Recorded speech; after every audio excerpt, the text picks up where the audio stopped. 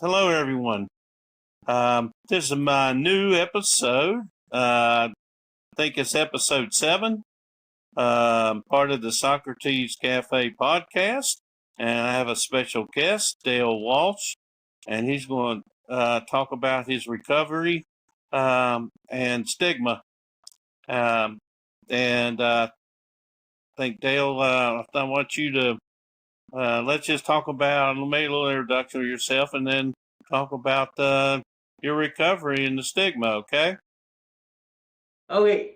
Well, thanks a lot for having me, Les. It's a pleasure to be here. And, we've talked a lot in the past, but one thing I find funny is that we call it an episode. And, when someone has a psychotic break, they call it an episode too. So, hopefully this won't be a psychotic break. Hey, Dale, I think that's kind of funny. I like a little humor when we can talk, especially about serious stuff, because I think life, as we go through hard times and stuff, it's about how we can be able to turn it into, learn from its strength and then laugh too in the middle of everything else, don't you think? Absolutely. And so you were talking about stigma, and there's stigma of the society, but there's also what I'm thinking about is the self-stigma that comes from like the programming of doctors and how people create an identity around illness that defines them, that ultimately is false and that you can overcome. Yeah, Dale, yeah. Well, so I just wanted to say that, you were talking about stigma, and everybody thinks stigma is like what other people think about, people with mental illness. But what I wanted to talk about today was the self-stigma and the conditions and the programming and the beliefs that a person has when they're diagnosed that ultimately gets in the way of them having a successful life. No, that sounds good. I think people need to know that especially, there's so many people that have mental health issues. I'd rather call mental health issues than mental illness. But, because mental illness, I think, is kind of just that alone can be stigmatized, right? Absolutely. Yeah. So, yeah. So we'll get into. So basically, I'll give a brief, a 2-minute summary of what happened to me. I was this very successful student. I was at an Ivy League college, Dartmouth College, and the summer of 1975, I was doing a lot of drugs, and so I went my freshman year, and that was fine. I was doing a lot of drugs. Everything was good, and then I in the summer after my freshman year, I had a breakdown. I had a psychotic break. I came up with what I thought was a great joke, which is, "Hi, I'm God." And then I would see how long it was before I burst into hysterical laughter, because how could God be 5'8"? But unfortunately, nobody saw my humor. And so one Tuesday, I was a successful Ivy League student. And the next Tuesday, I was in a mental hospital in New York City. And one thing that I'll always remember is when I went to the hospital. After about 2 weeks, I said to my doctor, "Why am I here? There's nothing wrong with me," which, of course, is a classic symptom of mental illness, but of mental, I prefer to call it psychic affect less. So we'll just use that. But agnosignosia, which is an inability to comprehend your illness, is something that affects 50% of people with serious mental illness. So anyway, so I said to my doctor, "Why am I here?" And he said, "Well, if you broke your leg, you'd come to the hospital, right, Dale?" And I said, "Yes."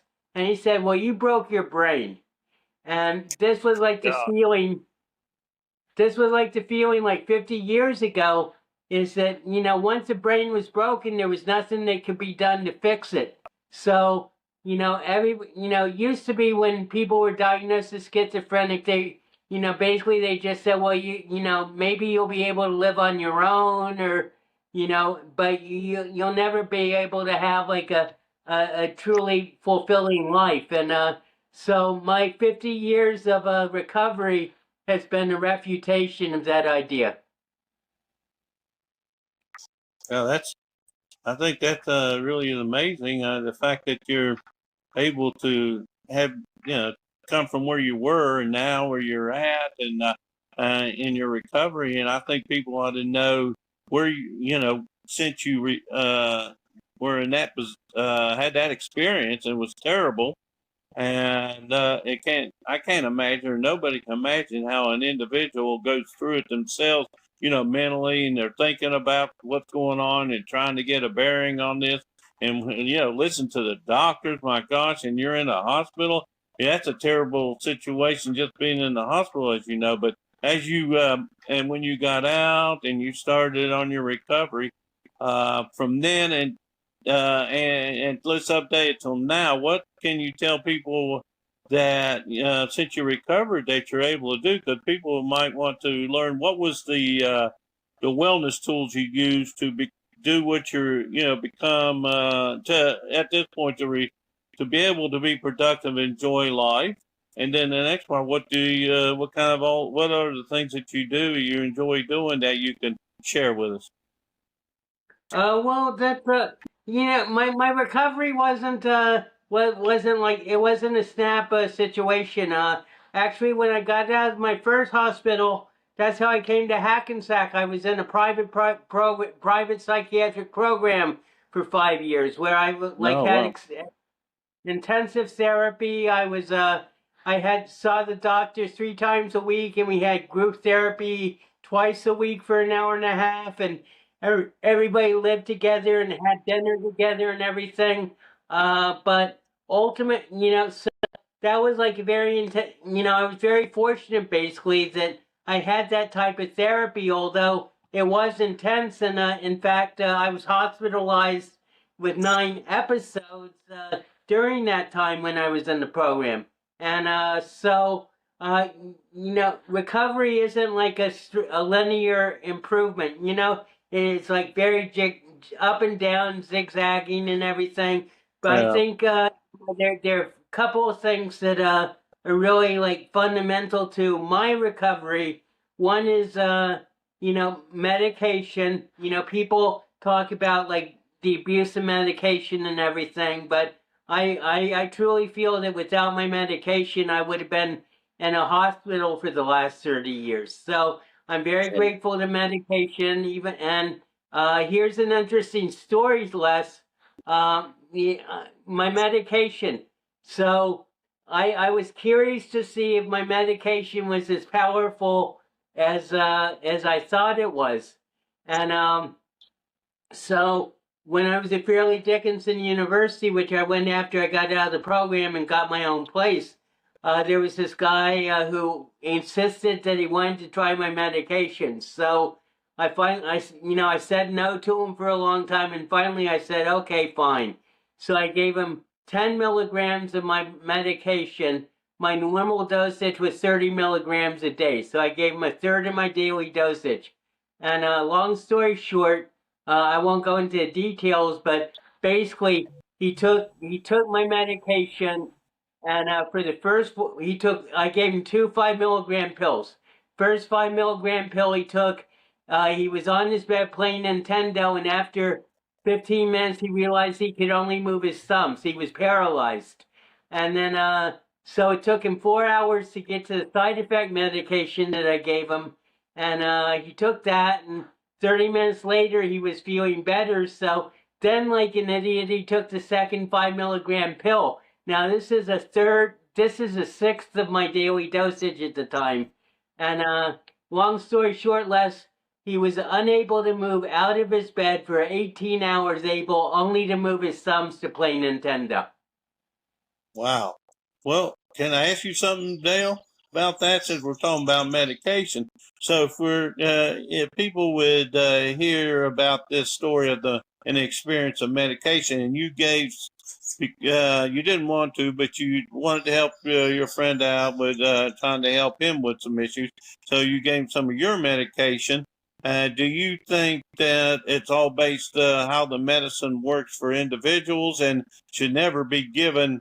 Their medicine should be never given by somebody taking it. It should be definitely you discuss change with a doctor, right? Absolutely. And, I didn't feel right giving him my medication, but he was so insistent. And so basically, one thing I wanted to do was shut him up just because I went, but I also was like, as I said, very curious to see if the medication was as powerful as I thought it was. And it was.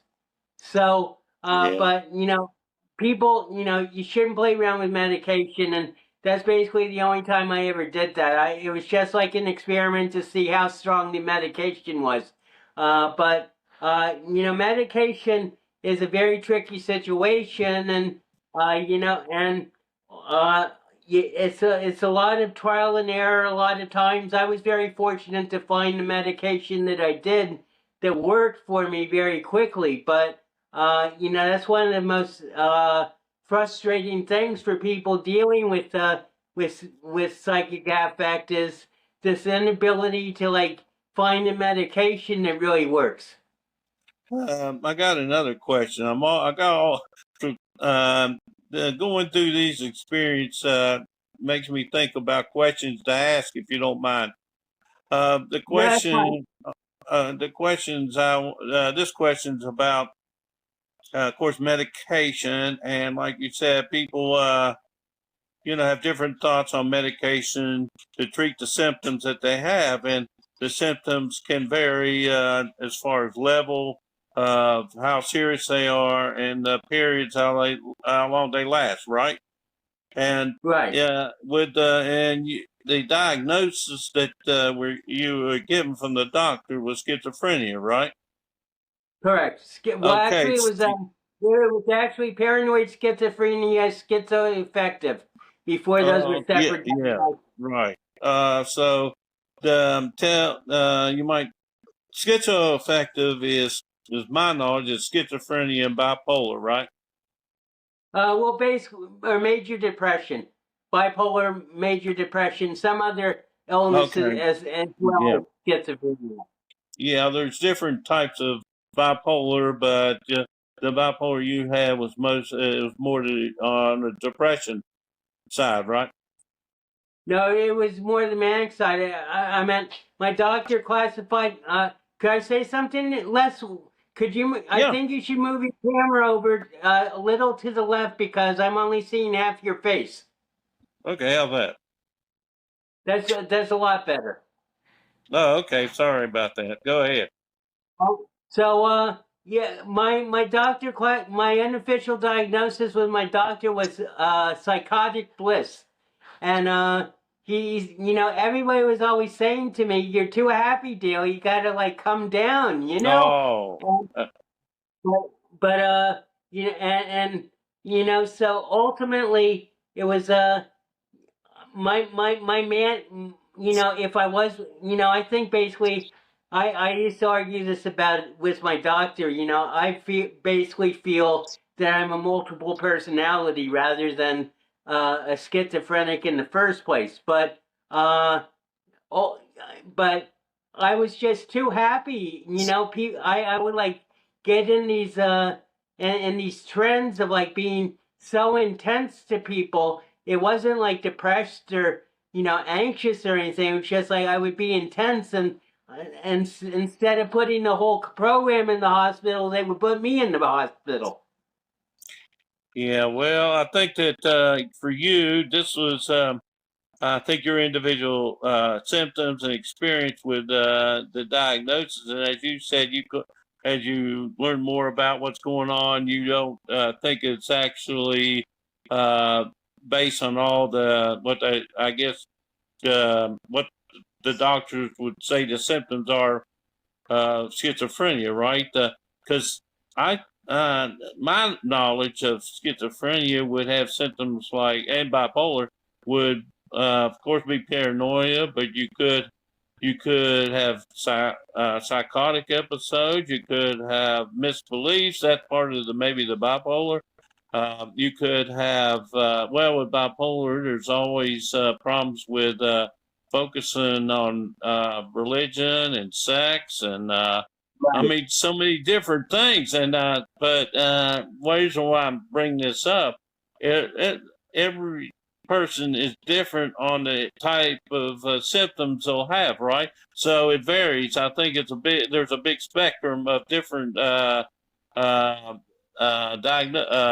of symptoms, right? Absolutely. And well, once again, Les, you need to turn your camera to the left. I don't know if you're holding it or whether Yeah, I am holding it. And, I guess I accidentally because moved it. it keeps drifting off to the right, and it's I'm just getting a view of your fence pole. But so what you're bringing up is a very good point. Is that every case of schizophrenia is different, and like many instances of schizophrenia, people hear voices, voices that aren't there, or they have visual or auditory hallucinations. And I never had any of that. My problem was delusions, which is, and delusion isn't just like a simple wrong thought. A delusion is like a whole system of beliefs that you build your personality around that is basically inviolable, and that's why delusions can be so hard to get rid of. In fact, my delusion that I was God lasted 9 years until I had a vision of the world being imploded in a thermonuclear holocaust, and that Oh basically wow! ended my delusion. That ended my delusion because I finally saw how crazy it was that I'd been saying I was God all these years. So, Wow! but the fact is that the the symptomology of every case of schizophrenia is different. Right, right. I uh think that I just with my family's experience, members with mental health issues. You're talking about serious issues like schizophrenia and bipolar or schizoaffective, whatever those kind of disorders.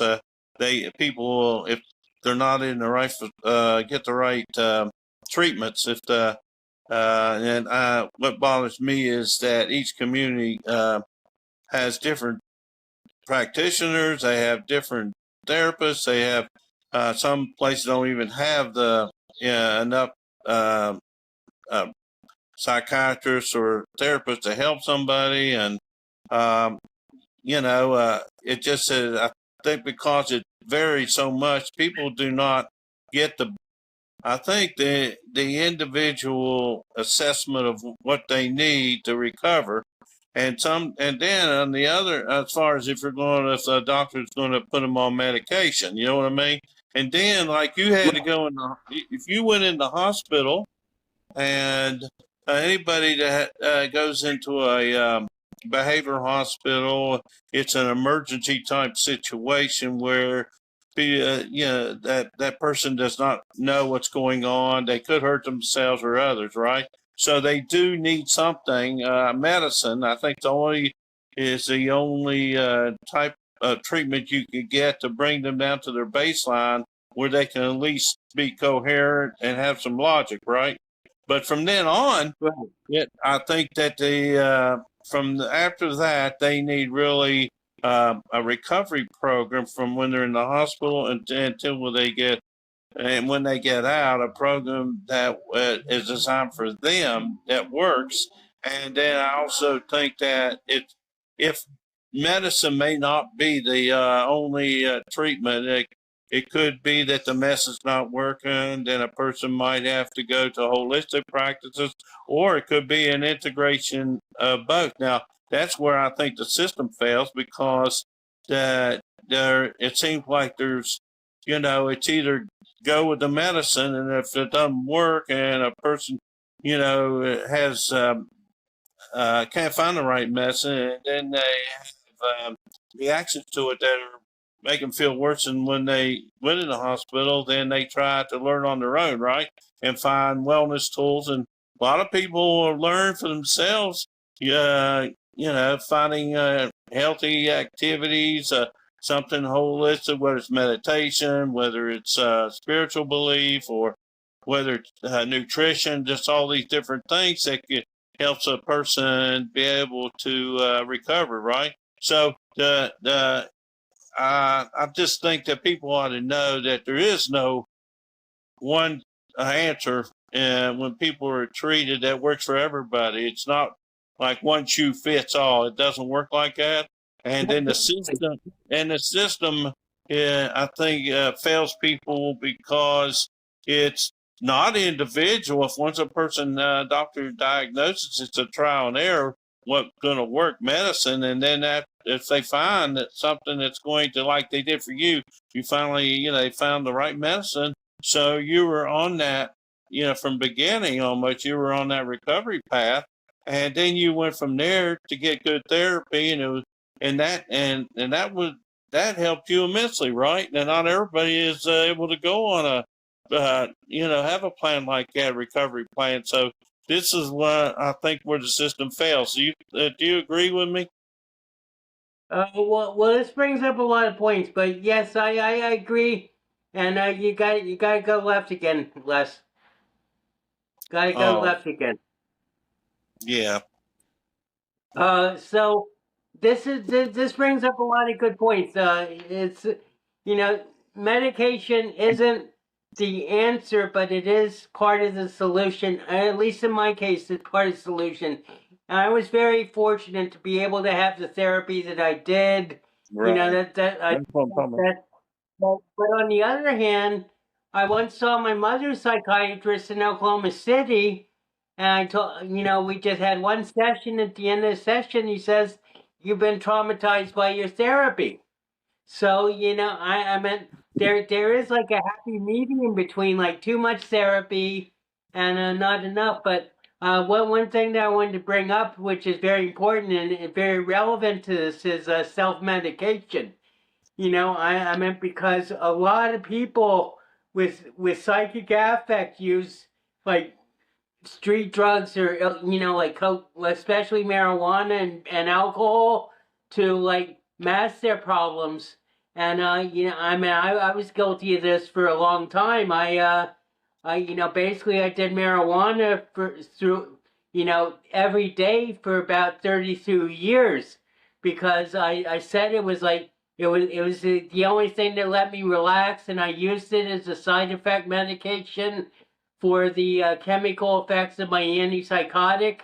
And I had like thousands of excuses, and everybody would always tell me marijuana's your nemesis, Dale. You gotta stop the marijuana. So, but when you're going through it and you smoke a joint and it makes you feel better and it relieves the symptoms, and you think it's a good thing, but ultimately it's a very complicating factor because those, I meant the idea behind medication is that schizophrenia and bipolar and stuff like that are a result of a chemical imbalance in your brain. And the medication is supposed to fix that chemical imbalance so that you can help. But that's a model that's being dismantled at this point because there are myriad reasons for schizophrenia besides just brain chemistry. And the thing is that what you said is true. Meditation, holistic practices, nutrition, supplements, and there are all sorts of things that can help with recovery. But I personally I've just like taken the medication because the medication's been so effective. But that's just my case, as we say, every case is different. It seems like with my experience and with your experience, I mean, I think that I think it's all based on what you know, what works for you, and what you had experience with the symptoms you had, and what worked, and then you just learned on your own what works and kept going forward to find more strengths and be able to free your mind where you can do the things that you haven't got to, all these things that you enjoy doing.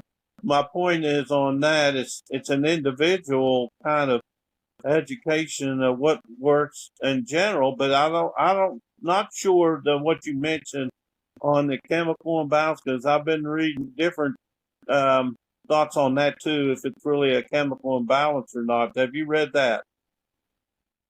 Well, I read, I've done a lot of research on that. But let me get back to something I mentioned earlier, which is agnosognosia, which is, and there's this book called "I'm Not Sick and I Don't Need Help," and No.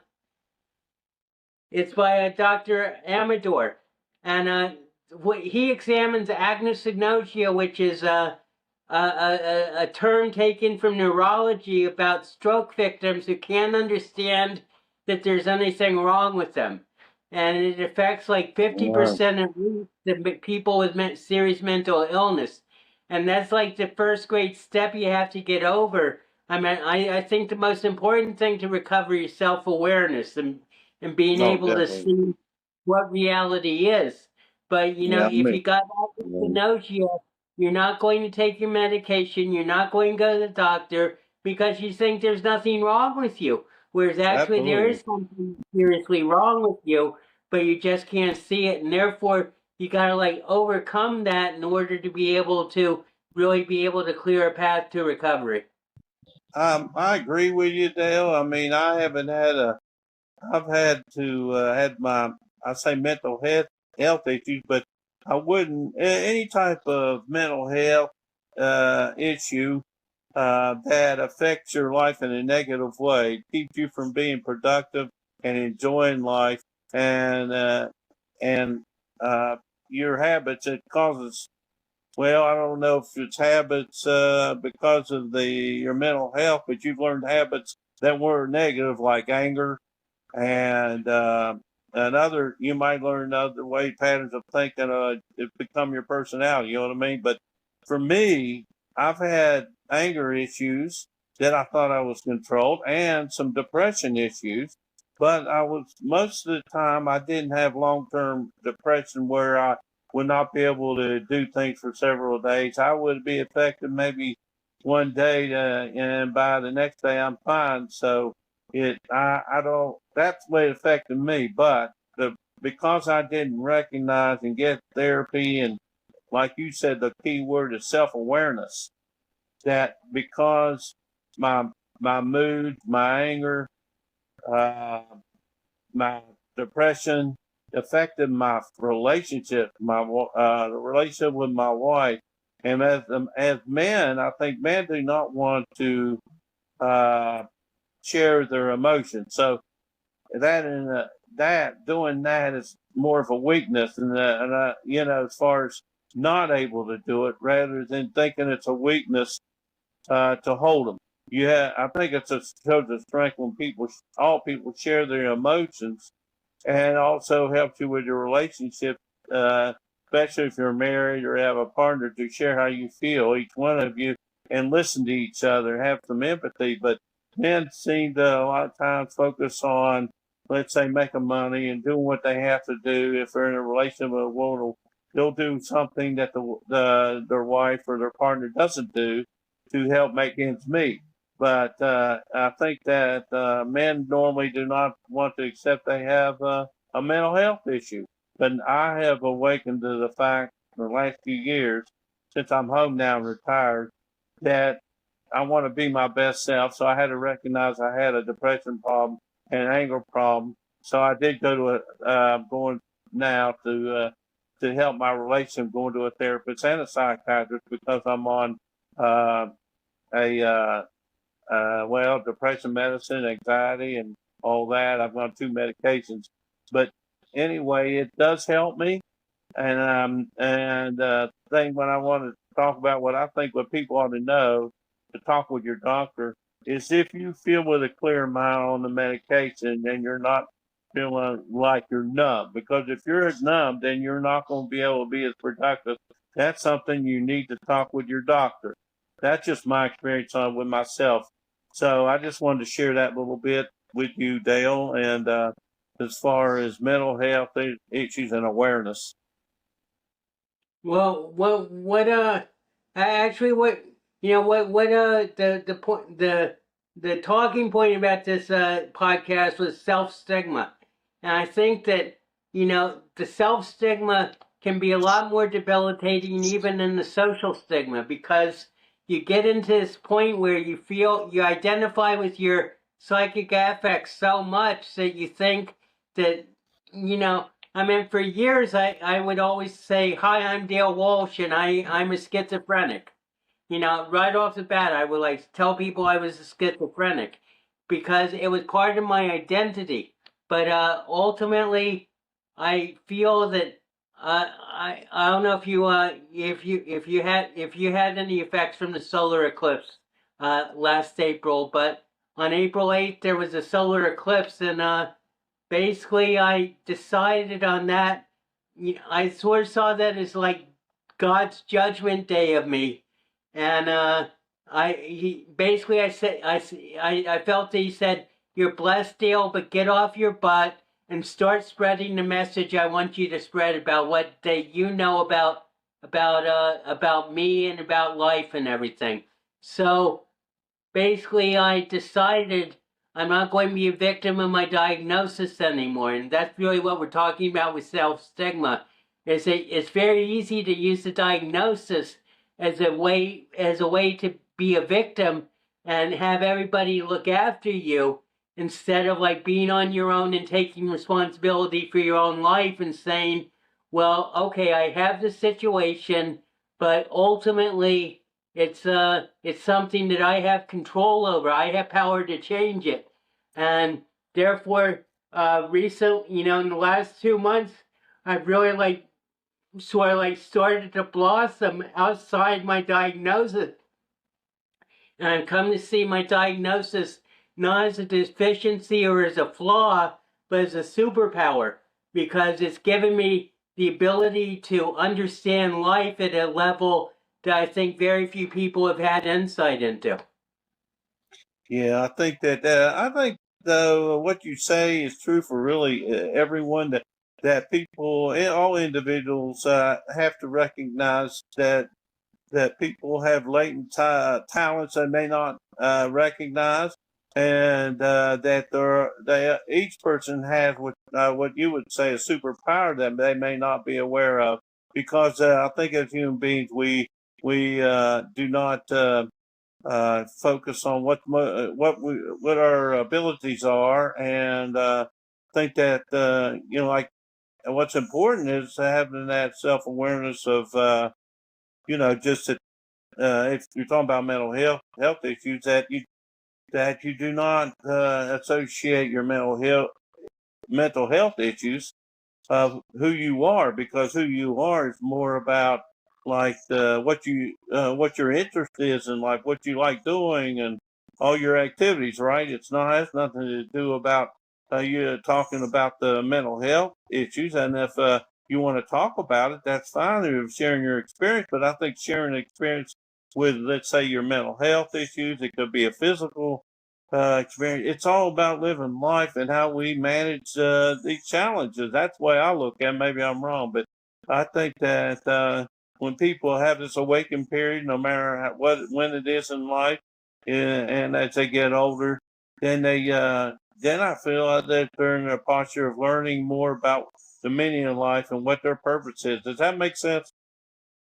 Absolutely, and I think back to my friend Andy, who unfortunately never really made it back from his last episode. But he once said, psychosis is when you say, "I can talk about nothing but my illness."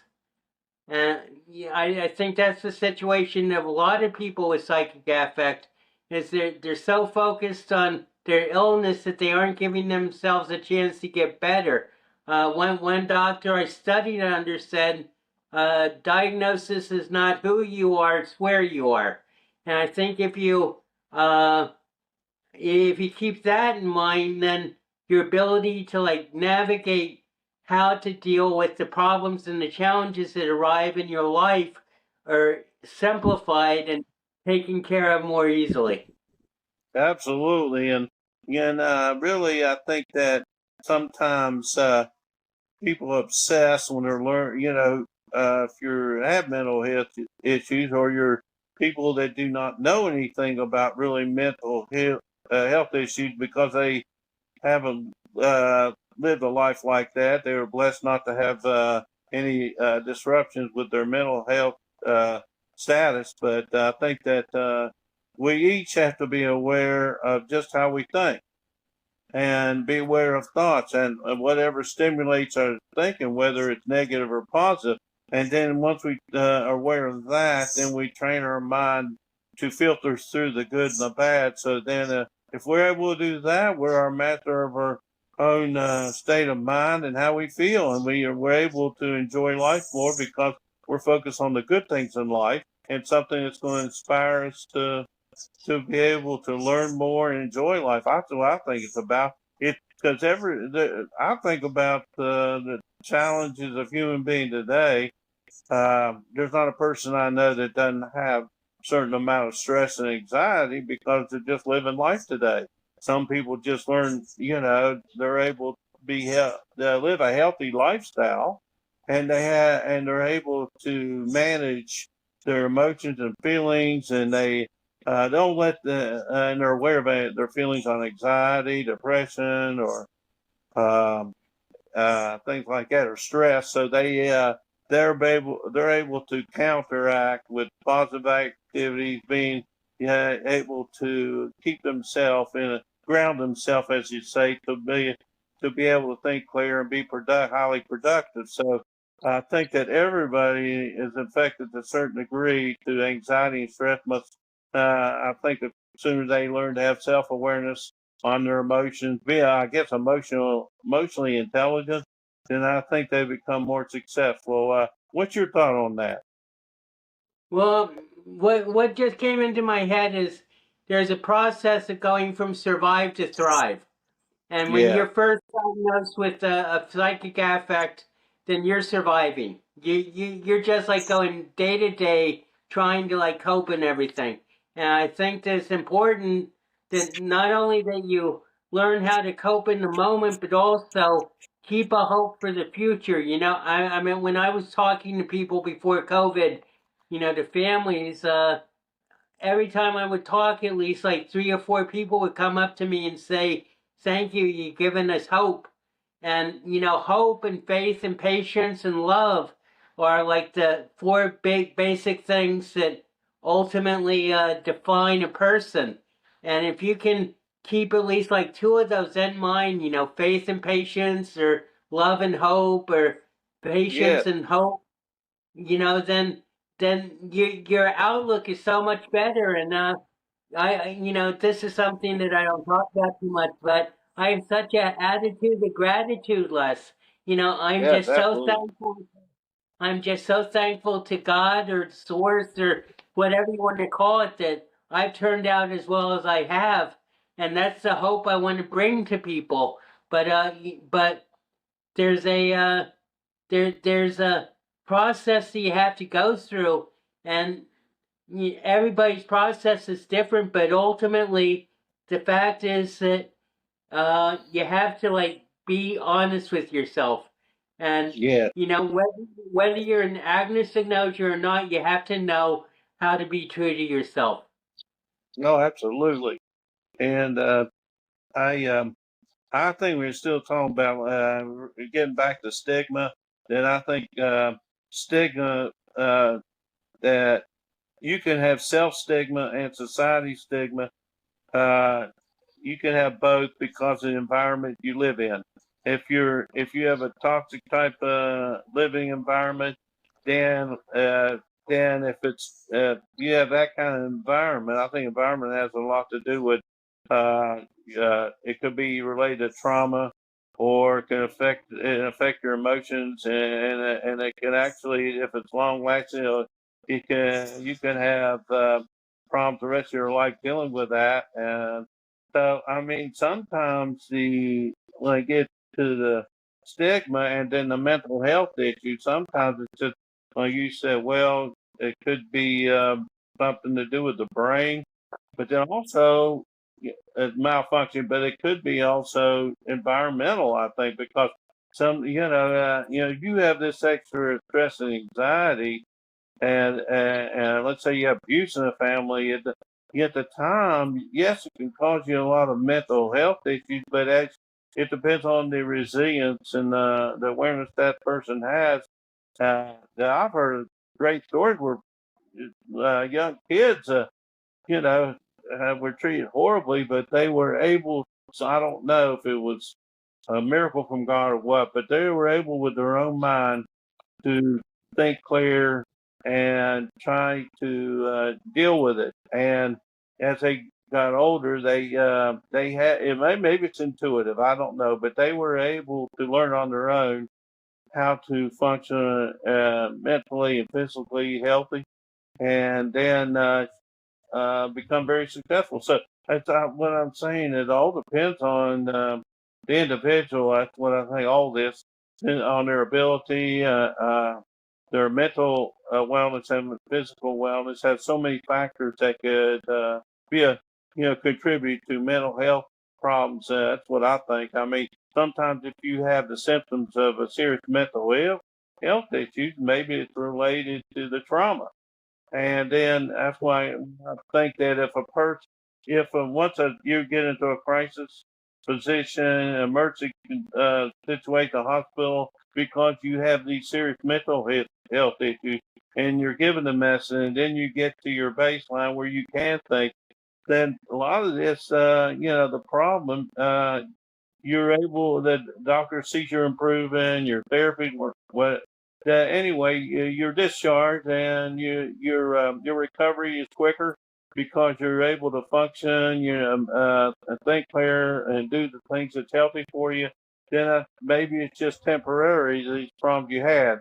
And then on the other hand, some of this stuff can be a clinical problem where it's long term. So that's what I'm saying. There's such a big spectrum of mental. That's why I think it's so hard. That's what I think makes it so hard in a nutshell. This, people can't understand the treatment, the mental health care system because it's so ambiguous. It's not. It's like I said. It's not one shoe fits all. It's all based on the individual, and with the care and the treatment, it has to. People have to get. You have to get to the root of the problem, not just yeah, and then have a continual support and love and compassion for your recovery. And I think those are the keys that when you're having the care in the hospital and afterwards, then part of your recovery network should be people that really care about you and love you.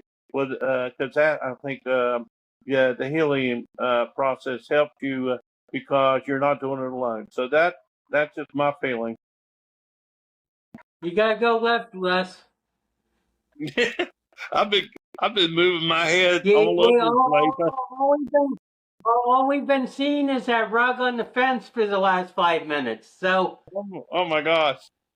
I have to apologize all whoever sees it that you saw the fence, but I hope you heard what I was talking about and benefit you. And I think that I I don't know. I tell you, Dale is so inspiring to me, and I hope that the conversation we're having and Dale's sharing his experience and knowledge inspires, people that's listening to this to know the seriousness of mental health uh, problems and stigma and all that. So I think that what else do you have to add? Because we're talking about mental health problems, the system. This is really opens for more discussions, and if we can have specific topics on so many things. But what do you think the audience should know at this point? What you said, or what do you want them to? What do you have to say? well, one last thing, I'm dedicating myself to mentoring the family caregivers of those with schizophrenia, and I have a company or I have a idea called Live Love, Do Live Love, and the motto of that company is recovery is always an option, but it's an option. It's not a guarantee. And ultimately, it takes a lot of work to be able to recover from mental illness. I meant mental illness, and especially schizophrenia and bipolar. It's not like a cold where you get well in like 2 weeks. It's like a lifelong process, and you always Right. have to be aware of where you're at, and diagnosis is where you're at, is where you are, not who you are. And Right. well, the most important thing I think to feel is just like to be tolerant, not only to your, I meant for the patient, if you want to call it that. I hate that word, but for the Yeah. patient to be patient with your loved ones and your caregivers because they're doing the best you can. And then for the caregivers to always bear in mind that if things get nasty, it's not your loved one who's saying that, it's the illness that's speaking. So I think Yeah. that's like two perspectives that you have to like bear in mind.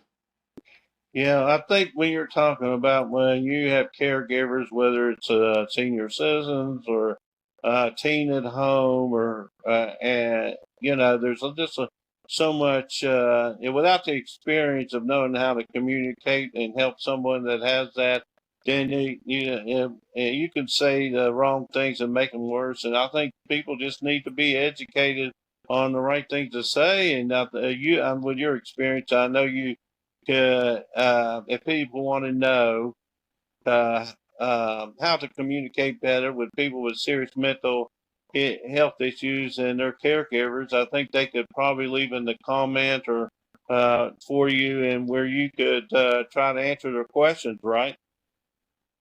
Sure. And well, one thing I always bear in mind is, I know this is very hard sometimes, but don't react, respond. So that if someone says something that triggers you, rather than jumping down their throat or like reacting in anger and everything, uh, try to respond, which means take 2 to 3 seconds to really figure out what you want to say in response to the trigger rather than just being triggered. Yeah, I agree with you 100%. I try to practice this in communication with everyone, to be mindful and respectful and listen. My I think my one of my biggest problems, I think, in communicating it for years is, and a lot of other people do this too, because they're such in a hurry to say what they want to say and not give another person a chance to say what they want to say. And when you have people that are very vulnerable, that they want help, but you just the best type of help sometimes is just show you care and listen. So that's what I think, and but I agree with you though on the kind of loving care support people should have for, especially the most vulnerable, the people that need support, especially with mental health issues, and uh, need to think that's what we just said. Need people to be passionate in the healthcare system more of that. That's what you Well, said, right? You're another, doing the great thing that you. another thing that this is often a symptom of the illness itself, but move left a little bit less. Uh, I did this is often a symptom of itself that. is that someone with psychic affects, you know, they deliberately try to pull your buttons, to push your buttons, Uh, and that's part of the oh, illness. I know. And but Oh, and that's something that you have to bear in mind. And I mean, I know it can be well, very difficult not to get upset, but just bear in mind that it is a symptom of the illness that people want to. A lot of people look for drama, and as a result of having an illness, and drama is like yelling and getting angry and everything. So if you refuse to play that game, then you're going to be much better off in the long run. well, I don't know. I mean, I agree with you, Deb. But the reason why I say I don't know, I think it's so hard for parents that they love their children, And if they're having issues like that, and they want to help them, and they don't have the right habits or knowledge to communicate with people, with their children, then sometimes because not knowing how to communicate and have empathy for them to think about what you're going through. Uh, Winners. I really think that it's hard because when you live with them growing up, a lot of times parents will say problems they have, so they don't want to see them go through life with that, so they're constantly putting pressure on them. Yeah, I think Dale, I really appreciate your time here, sharing your experiences, your recovery, and I think it's just you're amazing, and inspiring to me. I think other people can be inspired. Just where you're able to show all these strengths you have now and be able to, you've succeeded in a lot of areas in your life, getting education, and you didn't even talk about the good things you're doing, like poetry and all that. And I think maybe sometime we can have a uh, podcast, and maybe you just share something your poetry and just have fun without getting talking about the serious stuff. But think that the fact that since you're awakened now, you're not talking so much about the story you've had. You're talking about the meaningful life you're having now, and how you're enjoying life, right? Right. Yeah. So I think that I just think that your recovery success from where you were is just I think it's an example of individuals that wanted to go forward in their life with the challenges they had, and they kept working on them until they succeed. So that's what inspires me about you. You showed so much personal strength. Uh, if you have anything else to say, I'm going to try to finish this up. But I think that maybe if you want to talk about other topics concerning mental health, wellness, or treatment, we can have more topics if you want, and then you can share more about spirituality and stuff like that. So, what did you want to finish up with? And I'm going to say my finish. To put a little humor into it, I think I'll just end up with what I call my introductory poem. It's Okay. as you said, I'm a poet, so I have an archive of 5,000 poems and 5 collections on Amazon. But this is called Dale Reviewing What Actually Happened. Hi, I'm God was a joke I made after Killer Dartmouth toke of some primo Ivy League smoke, which apparently caused me to croak, because in mental and special hospital I awoke with Roomy Gabriel, the main bloke who did my delusions angelically stroke, while doctor claimed my brain broke the moment divine gag I spoke, testifying I was only big quack which clinicians diagnosed a psychotic attack, preventing me from getting sanity back until I came to Teaneck Hackensack to pursue resident therapy program track and deal with my evident lack of reason among psychiatric patient pack who never gave me any slack. Under interrogation, the story didn't crack.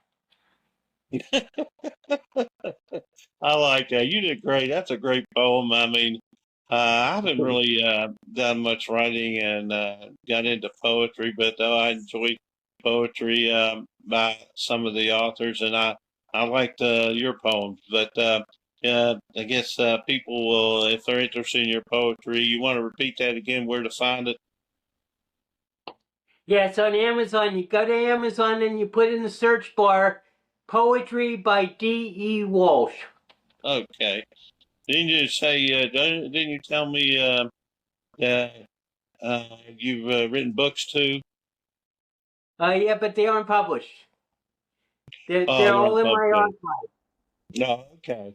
Well, anyway, I'm looking forward to seeing more things you're going to do to bring love in the world and compassion and all that and all the talent you have. So, well, looking forward to see some new things that you're doing in the future, and I'm sure that you're going to be sharing that as you go along. So, thank you, Dale, for your time and sharing your story and all these things going on. I think we're going to try to do this again. So, I want to finish. Go ahead. You have something else to add? Well, I was just going to say I'm looking forward to doing another one with you, another show with you, Bless. It was great, and we I think we had a good discussion, and there's a lot of topics that we still haven't covered. That's what I'm saying. So I'll be looking forward to whenever you're ready. We can do it. And I want to thank you again. And I want to tell all the people, the audience, or people that might see this video. I hope they get some benefit, enjoy our conversation. If they want to be part of my Socrates Cafe podcast as a guest, you're just leave it in the comments. I'm always interested in having new guests to share their story or their experiences in life, any interest they have, because I think I think more important in this life, other than reading books, is to hear the human story. Uh, and actually, when you're talking about the human story, you think about storytelling. That's the backbone of a lot of literature and anything we read, especially like the Bible. It's all about the storytelling, the human story. So anyway, I'm looking forward to have more new guests, more stories, and yeah, if you want to be part of my Facebook group, Socrates Cafe, we welcome you to join that. And if you have any comments on today's podcast, please put it in the comments or questions rather. Anything you want to share with us, if it's for Dale or me, um, that just put it in the comments. Dale will be glad to answer them. And my name, of course, I didn't even know if I mentioned it. My name is Les Levinson. I founded Socrates Cafe, and it's based on integrity. And I think that my friend Dale, he has integrity, and people that have integrity are the ones that inspire me the most, and ones I appreciate because it's founded on values and kindness and compassion, and that's what my group's about. When we communicate in Socrates, it's about integrity, and people that do not communicate that way, then I do not allow them in the group because, like they say, one will spoil the bunch. So I'm not going to ruin what I've got going in my Facebook group, and I just want to be a person being the best version I can be, like Dale, spread love and compassion to the world by the way I communicate and what I do. So I thank Dale. Thank you again for being with me. Look forward for more conversations, and I want to tell everybody goodbye until the next episode. Have a great one. Thank you very much, Les.